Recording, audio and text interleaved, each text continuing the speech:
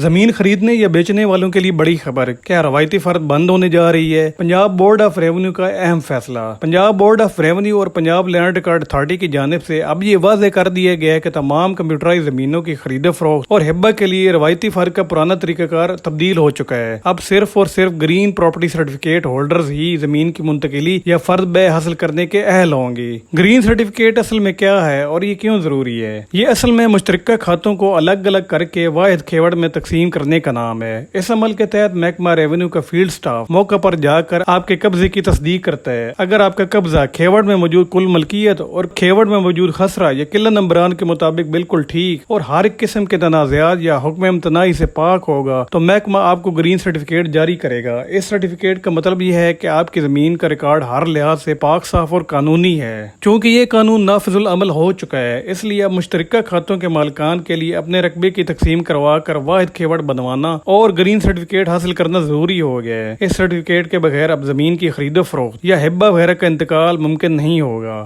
آپ کا کیا خیال ہے کہ حکومت پنجاب کا یہ منصوبہ مشترکہ کھاتوں کے دیرینہ تنازعات، زمینوں پر ناجائز قبضوں اور کچہریوں کے چکروں سے نجات دلانے والا ایک بہترین عوام دوست اقدام ثابت ہوگا؟ اپنی رائے کا اظہار کمنٹ سیکشن میں ضرور دیں۔